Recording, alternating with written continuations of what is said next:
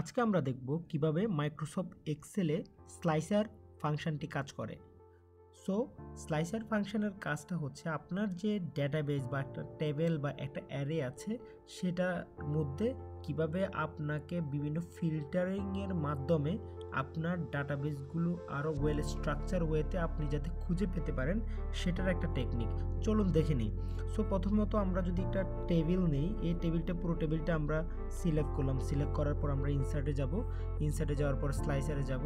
স্লাইসারে যাওয়ার পর আমরা এখান থেকে যে কোনো একটা জিনিস আমরা হয়তো ডিপার্টমেন্টটা নিব, নেওয়ার পর ওকে ক্লিক করব। সো বুম চলে আসছে। সো আমরা যদি এবার একটু ডাটাবেসটা উপরে উঠি তাহলে আমরা জিনিসটা আমাদের দেখার জন্য সুবিধা হবে। সো আমি আরেকটু উপরে উঠবো যাতে করে আমি জিনিসটা ভিজুয়ালাইজটা আপনাদেরকে দেখাতে পারি। সো এখানে এই স্লাইসারে আমি ফর এক্সাম্পল যদি ডিপার্টমেন্ট অনুযায়ী যদি আমি ফিল্টার করতে চাই, শুধুমাত্র অ্যাকাউন্টিং ডিপার্টমেন্টে যারা কাজ করে তাদেরটা এখানে শো করতেছে। আর যদি আমি এখানে আমরা ব্র্যান্ড ডিপার্টমেন্টে যারা কাজ করে তাদেরটা শো করতে চাই তাহলে তাদেরটা শো করবে। আবার যদি আমি এখানে ফিল্টার ক্রসে ক্লিক করি তাহলে কিন্তু সব ডিপার্টমেন্টটা শো করবে। এখানে যদি আমরা ক্লিক করি তাহলে হচ্ছে আমরা দেখতে পাবো এখানে মাল্টিপল সিলেকশন আমরা করতে পারবো। কথার কথা অ্যাকাউন্টিং আর ব্র্যান্ড। আমরা আরেকবার ক্লিক করলাম তাহলে হচ্ছে অ্যাকাউন্টিং এবং ব্র্যান্ড এই দুইটা পার্টিকুলার ডিপার্টমেন্টে যাদের ডাটাবেস আছে সে তাদের ডাটাবেসটা আমরা এখানে দেখতে পাচ্ছি। সো একইভাবে আমরা যদি আরও একটা ব্র্যান্ড নিতে চাই তাহলে আরও একটা ব্র্যান্ডের ডাটাবেস আমরা এভাবে দেখতে পারবো।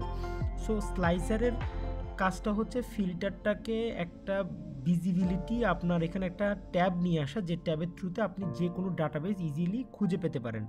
সো আমরা এটাকে যদি একটু বড় ছোট করতে যাই তাহলে বড় ছোট করতে পারবো। এখানে আমরা ডাবল ক্লিক যখন করব স্লাইসার অপশনটা ওপেন হবে।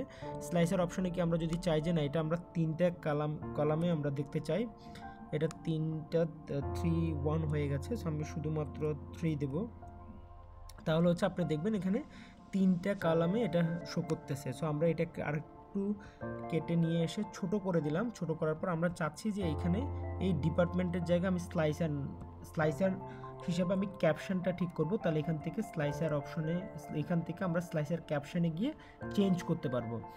এরপর এন্টার ক্লিক করব, তাহলে দেখেন এই যে স্লাইসার ক্যাপশনটা চেঞ্জ হয়ে গেছে। এরপরে স্লাইসার সেটিংয়ে গিয়ে যদি আমরা যাই, এখান থেকে আপনি চাইলে এখান থেকেও নামটা চেঞ্জ করতে পারেন। এরপর অ্যাসেন্ডিং অথবা ডিসেন্ডিং করতে পারেন। অর্থাৎ এখানে যে অ্যাকাউন্টিং ব্র্যান্ড কর্পোরেট এভাবে আছে সেই জিনিসটা এ থেকে শুরু হয়েছে জেড থেকে শেষ হয়েছে। সো এটা আমি যদি উল্টা দেই তাহলে ডিসেন্ডিং আকারে দেই তাহলে দেখবেন আপনার উল্টাভাবে শুরু এবং উল্টাভাবে শেষ হয়েছে। সো একইভাবে আপনি স্লাইসার সেটিংয়ে গিয়ে আপনি অ্যাসেন্ডিং বা ডিসেন্ডিং আপনার মতো করে সেট করে দিতে পারেন।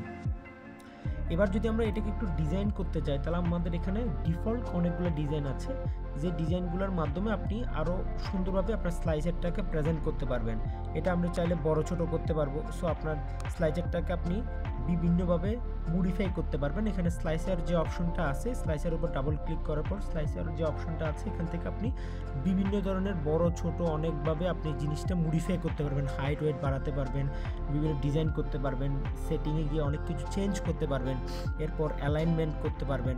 সো এইভাবে আপনি কিন্তু আপনার ডাটাবেসটাকে খুব ওয়েল স্ট্রাকচার ওয়েতে যখন প্রেজেন্ট করবেন তখন হচ্ছে আপনার প্রেজেন্টেশনটা অনেক সুন্দর হবে এবং অনেক গুছালো হবে এবং আপনি ইজিলি যে কোনো ডাটাবেস ফিল্টার অপশনের মাধ্যমে খুঁজে পাবেন।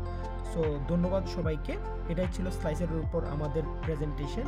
সো আপনি আমাদের এরকম ক্যারিয়ার ডেভেলপমেন্ট এবং স্কিল ডেভেলপমেন্ট রিলেটেড অনেক ধরনের ভিডিও আমাদের ইউটিউব পেজে পাবেন।